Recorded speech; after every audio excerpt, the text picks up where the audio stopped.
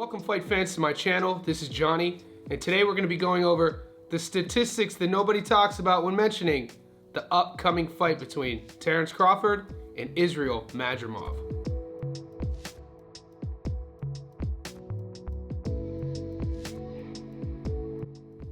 Guys, as fight fans, it almost feels like we've been getting spoiled.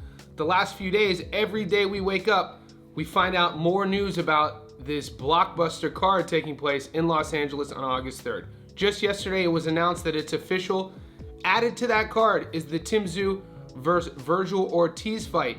And then today when I woke up, they announced that that fight between Ortiz and Tszyu will be for the interim title at 154, meaning the winner of Terence Crawford versus Israel Madrimov will take on the winner against Tszyu versus Ortiz. Today I want to talk a little bit about each fighter, who is Bud, we know a lot about him, but more importantly his opponent Madrimov, and we're going to compare and contrast their resumes, specifically their last 5 fights, and what we're going to do is add up their opponent's win-loss record and come up with a statistic we call strength of schedule, and we'll use this to see where they stand in their careers. Let's take a closer look at Terence Crawford. Guys, some of the stats we already know about Bud. He's 40-0 with 31 knockouts, giving him a 78% career knockout to win ratio.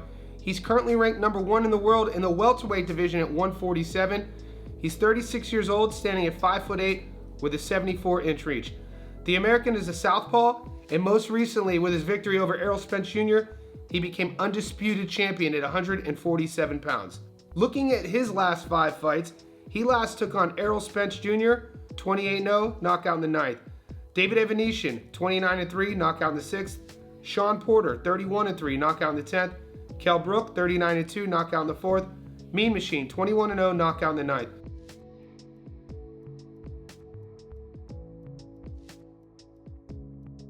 Let's grab our calculators. What we'll get is a career record of 127 wins with 8 losses, giving Terence Crawford's opponents a 94% strength of schedule over his last 5 fights. He is 5-0 with 5 knockouts. We know that Madrimov isn't a household name. A lot of us can't sit here and say that we knew who he was, so I want to take a little bit closer look at Israel Madrimov and talk about who he's fought over his last 5. Some statistics about Madrimov. He's 10-0 with 7 knockouts, giving him a 70% career knockout to win ratio. He is currently ranked number 5 in the world in the super welterweight division. That's 154 pounds, where this fight is going to take place. He's 29 years old, standing at 5'8" with a 68-inch reach. He's from Uzbekistan. He's an orthodox fighter. His adoring fans call him the Dream, and he's currently the WBA champion. This is why come August 3rd in LA, that WBA title will be on the line. Over his last 5 fights, he took on Kurbanov, 25-0, knockout in the 5th. Igbokwe, 16-3, UD in the 10th. Soro the second time, 35-3, draw. Soro the first time, 35-2, knockout in the 9th. Columba, 14-0, UD in the 10th. Grab your calculators. What you'll get is a career record of 125 wins and 8 losses, giving Madrimov's opponents a 93% career win-loss ratio. And he is 4-0-1 with 2 knockouts in his last 5. His last 5 fights, there is some controversy. The rematch with Soro with the technical draw, that was due to a vicious headbutt clash in the 3rd round. The reason why there was a rematch, even though they fought the first time and it was a knockout by Madrimov, there was a lot of controversy with that decision, with the referee stopping the fight. So you don't see it all the time, a knockout in the 9th round in an immediate rematch, but in this case it was. And then unfortunately for Soro, that rematch also ended abruptly due to that headbutt. Also, when you look at Madrimov's career, he's only been a pro since 2018, and it's really hard for the guy to find fights. I did some research on him.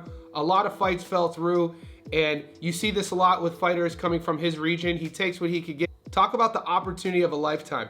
Stepping up to face Terence Crawford, the pound-for-pound king of boxing in Los Angeles, for all the marbles. He's already the champion at 154 with 1 belt. To add Crawford's name to his hit list, you gotta think it would send Madrimov into superstardom. But Crawford, on the other hand, he sees his route clear as day. He wants to become undisputed in 3 different weight divisions. He's done it in 40, he's done it in 47. He beats Madrimov, he gets the WBA belt. Now, he takes on the winner of Tszyu versus Ortiz, and that winner will take on Fundora for both Fundora's WBC and WBO, and the only 2 belts from there would be the ring and then the IBF belt. So when you look at both fighters compared and contrast side by side, a couple statistics jump off the page for me. You can't talk about Bud Crawford without talking about his age. We know combat sports is a young man's sport, but we haven't seen any signs of decline yet in Crawford. So at 36 years old, he still looks to be in his physical prime. We'll know a lot more after the fight in August, because that would have taken place a little over a year from his last fight, and only time will tell. Also, what I like to look at is the reach. We know Bud Crawford likes switching stances, but so does Madrimov. Having a 6-inch reach deficit on Madrimov's case, it's gonna make it a little bit more tricky when he wants to switch, and Bud Crawford lately has been coming out southpaw, setting the jab up, looking for the holes in his opponent, and then make him a pay. So I think Bud Crawford's reach advantage will play a huge benefit in the outcome of this fight. Also, it's his maiden voyage at 154. Fans are excited to see if his power will carry.